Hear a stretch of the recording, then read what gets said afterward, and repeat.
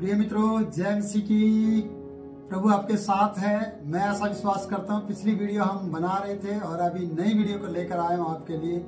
ये उस वीडियो का दूसरा भाग है। प्रियो, मैं आपसे कहना चाहता हूँ कि प्रभु यीशु मसीह ने मरकुस की किताब उसका 4 अध्याय में और उसके 40 पद में, जब आंधी तूफान उनके चारों ओर थे, जब उनकी नाव डगमगा रही थी, जब वो लोग पानी को निकाल रहे थे, पानी से नाव भर रही थी और हिचकोले खा रही थी, तब उन यीशु मसीह के पास जाकर उन्होंने कहा, हे प्रभु, क्या तुझे चिंता नहीं, हम नष्ट हुए जाते हैं। तब यीशु मसीह ने उन्हें शांत कर दिया, पानी को शांत कर दिया, आंधी को थाम दिया और उसे डांट दिया।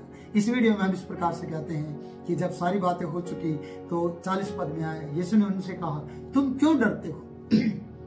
मैं आपसे कहना चाहता हूं कि आप क्यों डरते हो? क्या तुम्हें अब तक विश्वास नहीं है? प्रियो, मैं आपसे कहना चाहता हूं कि अब तक आप कितने साल के विश्वासी हो गए हैं?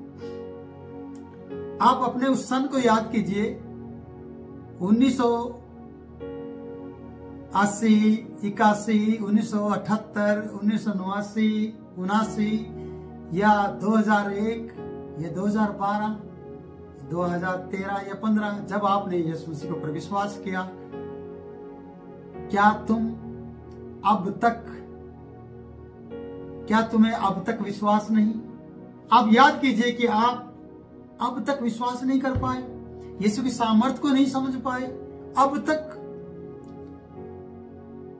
अगर बड़े बड़े चमत्कार करके उदाहरण देके यीशु मसीह आपके साथ चल रहा हो और आप अब तक भी विश्वास नहीं कर पा रहे हैं, तो प्रियो, कहीं न कहीं गड़बड़ है। और कहीं न कहीं गड़बड़ होने के कारण से आपकी नाव आगे नहीं बढ़ेगी।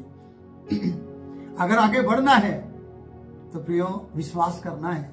इसलिए प्रभु का वचन कह रहा है, तुम क्यों डरते हो? पतरस, यूहन्ना जो भी नाव में थे सबसे कहा, उनके साथ और नाव भी थी, पर उन नाव में यीशु नहीं था, यीशु इनकी नाव में था। अगर आपकी नाव में यीशु नहीं है तो जो और नावें यीशु के नाव के साथ थी, पतरस के नाव के साथ थी और नावें, उनका क्या हाल हुआ होगा? वो कितना पानी निकाल रहे होंगे।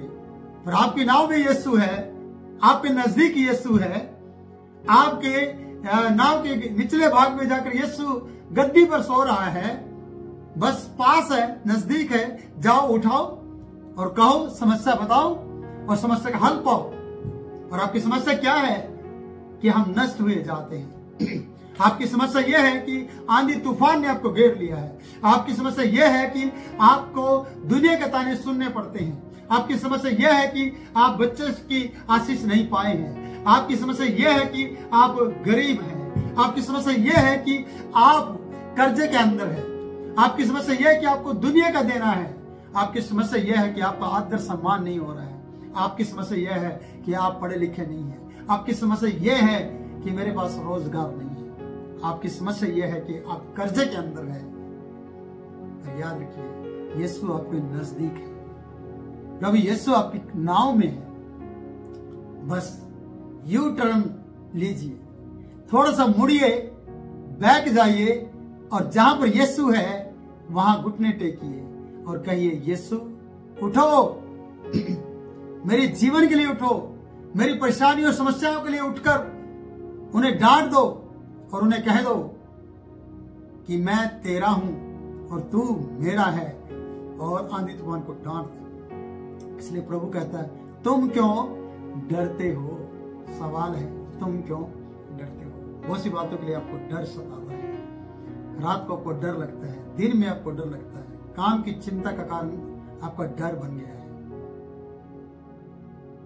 आपका रोजगार आपका डर बन गया कि यार ये चलेगा नहीं चलेगा।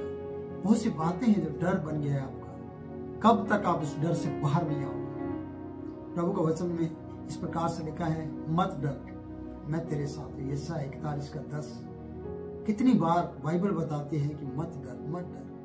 कई विशेषज्ञ जो बाइबल के जानकार, उन्होंने इस प्रकार से कहा कि 366 बार लिखा है मत डर।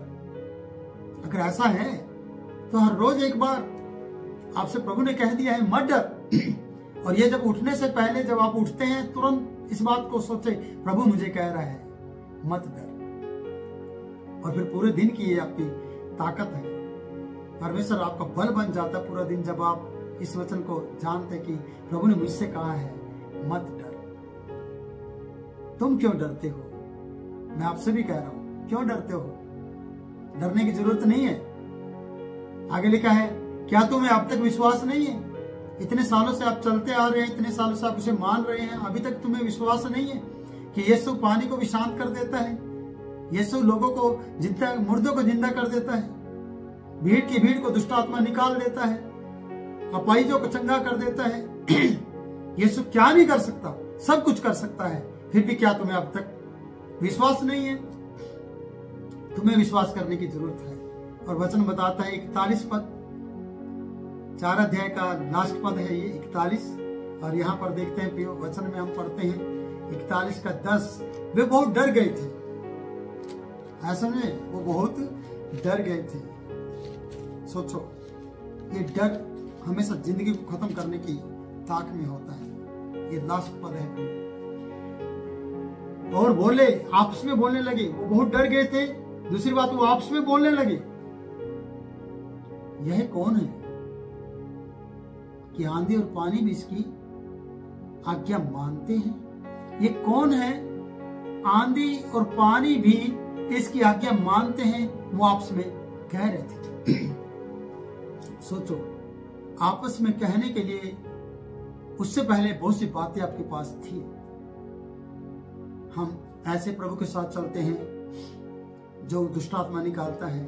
हम ऐसे प्रभु के साथ चलते हैं जो एक सूखे हाथ वाले व्यक्ति को चंगा करता है। हम ऐसे प्रभु के साथ चलते हैं जो किसी से डरता नहीं है। हम ऐसे प्रभु के साथ चलते हैं जो बुखार को उतार देता है। ये बातें आपके पास थी, इन लोगों के पास थी। पर अब इनके पास एक बात और है। जब इन्होंने आपस में कहा, ये कौन है? इसका मतलब वो ये प्रभु तो है, पर इससे भी बढ़कर है जो आंधी भी पानी भी इसकी आज्ञा मानता है। ये कोई तो है, कोई तो है प्रियो, जो आंधी और पानी भी इसकी आज्ञा मानता है। ये आपस में कह रहे हैं, एक दूसरे को कोनी मार कर कह रहे हैं, कोई तो है। ये कौन है? पता नहीं लग रहा है ये कौन है कि आंधी और पानी भी इसकी आज्ञा मानते हैं। प्रियो, क्या अभी तक आपको विश्वास नहीं कि आंधी भी और पानी भी, आकाश भी और पृथ्वी भी, पर्वत, सागर, पंछी, जितने जो प्राणी हैं, सब भी परमेश्वर का भय मानते हैं और उसकी आज्ञा पे चलते हैं। आकाश उसके हाथों की रचना है, उसके द्वारा बनाया गया है। फिर भी आपको विश्वास नहीं? प्रियो, अगर आपको विश्वास नहीं तो सोचिए किसको विश्वास होगा? यीशु के प्रार्थना करने वाले लोगों को अगर विश्वास नहीं है तो अन्य जातियों का विश्वास का क्या होगा? आपके विश्वास को बढ़ाने की जरूरत है, आपको उसका विस्तार करने की जरूरत है कि आपका विश्वास बढ़ जाए। मैं परमेश्वर दास आंधी तूफान के लिए प्रार्थना करूंगा जो आपके जीवन में उठ रहे हैं, जो आपका शत्रु आपके चारों ओर बाड़ा बांध कर बैठा है आपको पकड़ने के लिए, आपको बर्बाद करने के लिए। आप उस यीशु को जगा लीजिए जो आपकी नाव में ऑलरेडी है। अगर और नाव में यीशु नहीं था तो नाव का क्या हुआ मुझे नहीं मालूम, पर यीशु के कारण जब आंधी शांत हुई, उसको डांटा गया, आंधी शांत हो गई, पानी शांत हो गया, आंधी थम गई, पानी शांत हो गया, तो वो नाव भी बच गई, उस नाव में बैठे लोग बच गए। आपके जीवन की नैया अगर पार लगाना चाहते हो तो यीशु को जगाओ, यीशु को बुलाओ, यीशु को उठाओ गहरी नींद से, और उससे पहले आप उठ जाओ। आप गहरी नींद में मत जाओ। आप यीशु को कहो, प्रभु हम नष्ट हो जाते हैं। आप बहुत से कारणों के कारण नष्ट हो रहे होंगे, आपका समय बर्बाद हो रहा होगा, आपके रोजगार में आशीष नहीं है, आपके कर्जा आपको दबा रहा होगा, पर उसको शांत करने के लिए, आपके कर्जा मांगने वाले लोगों को शांत करने के लिए एक है आपके जीवन में, वो है प्रभु यीशु मसीह। अगर आप चाहते हैं कि प्रभु आपके कर्जे को उतारे तो वचन को पढ़िएगा, हे बहुत से देखो लोगों मेरे पास आओ, मैं तुम्हें विश्राम दूंगा। उसका जुआ उठा लो, सोता हुआ व्यक्ति कोई जुआ नहीं उठाता, जागृत व्यक्ति जुआ उठाता है। ताकत रखने वाला व्यक्ति ही काम को करता है। तो आपको वैसा ही होने की जरूरत है। मैं परमेश्वर दास आपसे वचनों के द्वारा सिखाते हुए आपको आशीष देना चाहता हूँ। यीशु के नाम में आप बलवंत बने, यीशु के नाम से आप एक अच्छे विश्वासी बने, यीशु के नाम से एक आप अच्छे सेवक बने, यीशु के नाम से आप शिक्षक बने और यीशु के नाम से आप उसके बेटा बेटी बने। और सबसे जब लास्ट में बात आई है बेटा बेटी की, वो सबसे पहले हो जाए। वो इसलिए कि जब प्रभु से प्यार करते हैं ना, उसके बेटा बेटी है, उसने पुत्र होने का अधिकार आपको दिया है। प्रभु आपको बहुत ऐसी आशीष दे। मुझे दे इजाजत, फिर मिलूंगा नए वचन के साथ, नई बात के साथ। तब तक के लिए जय मसीह की।